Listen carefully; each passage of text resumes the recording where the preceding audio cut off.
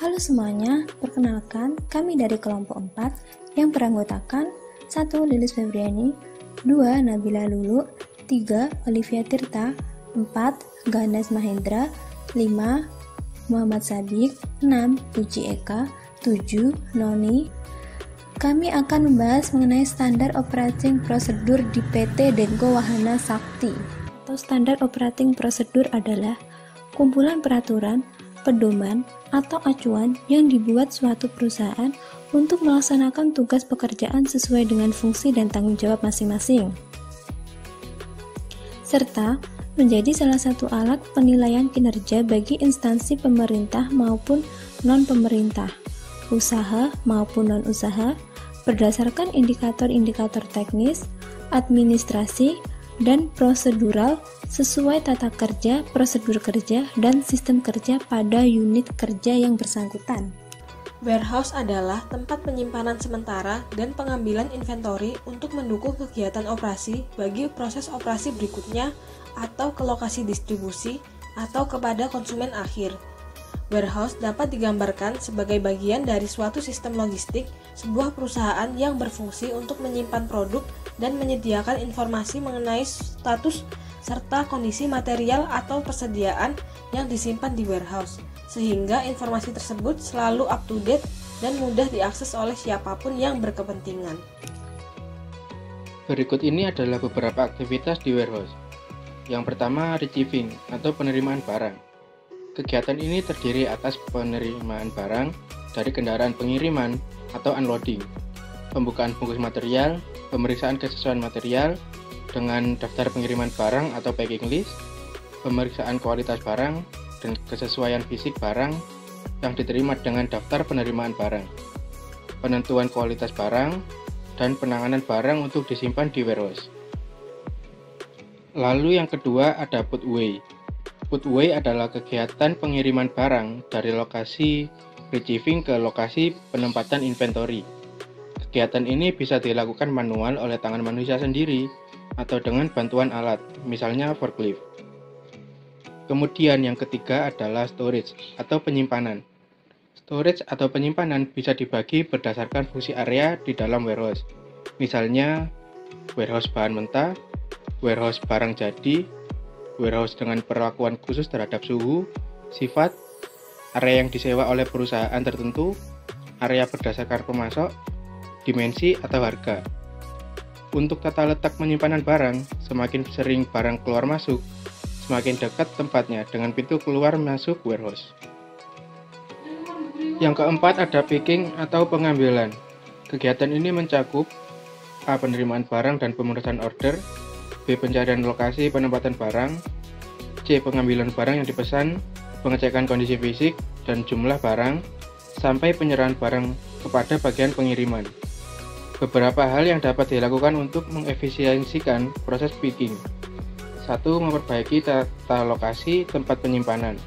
Misalnya dikelompokkan berdasarkan nama dan lokasi konsumen. Kedua, memperbaiki prosedur pengambilan barang dan pembagian tugas operator. Ketiga, menggunakan alat bantu yang lebih baik untuk penyimpanan barang dan penanganan material. Yang keempat, menggunakan teknologi informasi untuk mempercepat proses pencarian barang dan administrasi. Kelima, membuat standarisasi proses kerja. Keenam, meningkatkan kompetensi dan sikap operator. Dan yang terakhir adalah shipping. Kegiatan ini mencakup pengepakan barang setelah diambil pada proses picking, penyerahan barang kepada kendaraan pengangkut atau loading, konsolidasi pengiriman dengan barang-barang lain yang akan dikirim ke tujuan yang berdekatan menggunakan kendaraan yang sama, sampai kegiatan persiapan dokumen pengiriman barang. Jadi, PT Denko Wahana Sakti adalah perusahaan yang bergerak di bidang penyediaan kebutuhan untuk industri serta penjualan material handling dan mesin-mesin perkakas untuk proses produksi.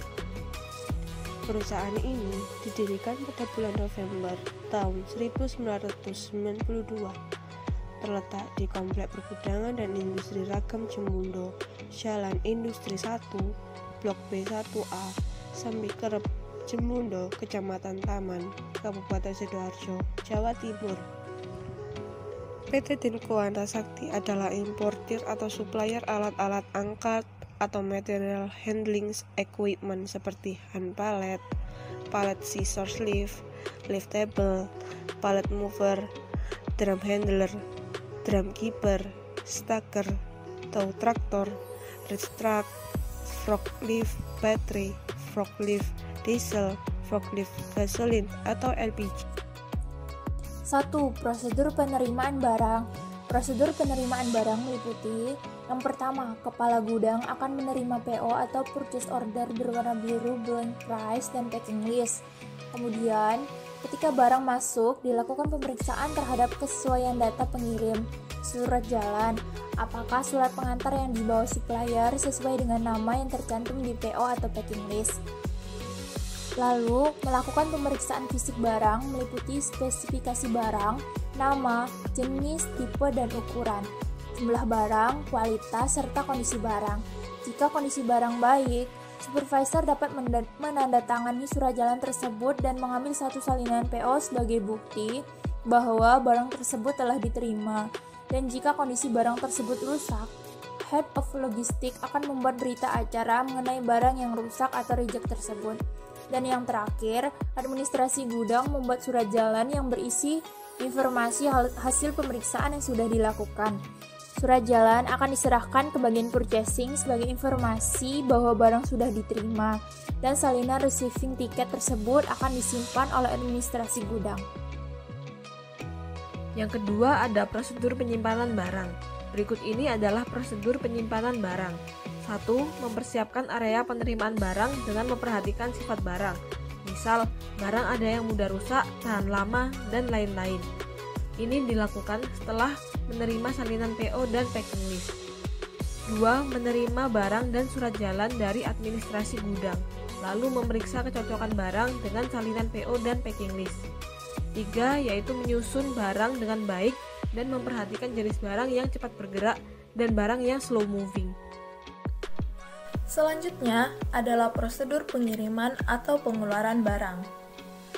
Pertama, supervisor gudang akan menerima surat jalan dan purchasing order dari bagian administrasi gudang.